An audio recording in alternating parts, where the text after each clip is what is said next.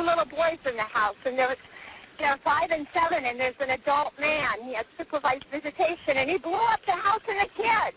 It was a tragic ending that no one saw coming. Josh Powell killed himself and his two boys in a house explosion 2 years after his wife went missing. Well, now, after 3 years of searching through the Susan Powell case files for our new true crime investigative podcast, Cold, Dave Colley has discovered another piece of the puzzle the public has never heard of. Yeah, this is interesting. Most people remember the tragic explosion, but what I found out is that it wasn't the first time Josh Powell used fire to try and keep police from finding his wife, and what he burned years before is still a mystery to investigators. I was leaning in through the passenger door looking at him. He's just a guy. This guy with a couple of kids. You know, nothing really jumped out at me then, other than he was obviously a liar. In the minutes after Josh Powell returned from his bizarre winter camping trip, police, looking for Susan, knew something wasn't right. I asked him why he wasn't calling anybody back, why he didn't call me. He told me that he was trying to conserve his battery because he didn't have a charger, but the charger's plugged in his car. I could see that. Police would find more clues in what on the surface seemed to be just another family minivan, power tools, a shovel, even Susan's cell phone. But having his missing wife's phone wasn't enough for police to put him in handcuffs. We didn't have a legal right taking Susan's phone. Fast forward to the next day. The van looked noticeably different. Gone were the tools and shovel, generator, and unopened camping equipment. Most everything was gone. But when Josh showed up at the police station for an interview, he had no idea detectives were going to search his van one more time. Your car is ours. We're not going to let you have your car. As police served their search warrant, they soon found out the vehicle wasn't completely empty. There was some garbage sacks that he had hidden in a compartment in the floorboard in the middle of the van.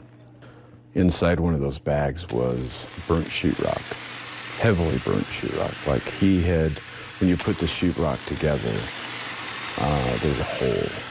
And he had heavily destroyed something over the top of that sheetrock. A mystery, melted, charred, by a man determined to make it disappear. And he obviously wanted to destroy it, dispose of it, because he had it hidden in his van, along with the garbage from the kitchen that was there the day before when we were inside the home. So he had those two garbage sacks there that he was going to dispose of somewhere else. But Josh never got the chance. Unfortunately for investigators, these clues he left behind never led to anything. And to this day, no one knows what Josh destroyed, not even the FBI. But, you know, there's assumptions that, you know, it was a cell phone or GPS or a hard drive. Whatever that product was that he was... We brought in retired Detective Ellis Maxwell, West Valley PD's lead investigator on the case, to help us test some of those theories. With an acetylene torch, just like the one in Josh Powell's garage, 3 layers of fireproof sheetrock, and an old cell phone and hard drive. As I put the flame to this phone, you can see the plastic just melts. There won't be a whole lot left if I keep doing this. And there wasn't. In a matter of seconds, there was practically nothing left. And as for the sheetrock, it was barely charred. Whatever Josh destroyed took a lot more time and a lot more heat. You can pretty much see this flame just blows a hole. If you concentrate in one spot, it'll blow a hole right through the metal on the surface of the hard drive. So you can pretty much tell that at this point, nobody's reading anything off of this hard drive. But as I'm looking at it, I'm also looking at this photo from West Valley City Police's evidence. And to make it look like that, I would probably need to keep on this thing for, I don't know, maybe 30 minutes to really burn everything. So that would be a pretty significant effort. If you're wanting to completely destroy that hard drive, you're going to be 20, 30 minutes. Yeah, my takeaway, I mean, the cell phone is a bust. It's a bust. And so I think cell phone GPS you can pretty safely rule out. The hard drive, I'm not ready to say that it couldn't be. The thing that throws a wrench in it is the FBI identifying it as steel, which doesn't match up with a hard drive. But who's to say the FBI is always right?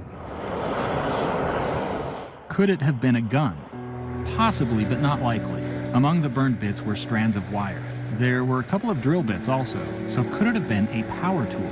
And then why would you destroy a power tool? Even if it got blood on it, why would you completely destroy it? The Susan Powell case is full of whys. questions with answers that may never be revealed. Mystery it is, and it will continue. Another unsolved mystery for police is Josh's next move. While investigators searched his van, he got a rental car and put 800 miles on it in one night. But the question is, to where?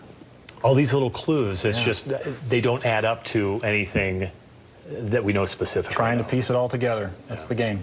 All right, Dave, thank you. Thank you. Cold is available for download wherever you get podcasts. And you can listen at KSLTV.com, thecoldpodcast.com, or on the KSL TV app.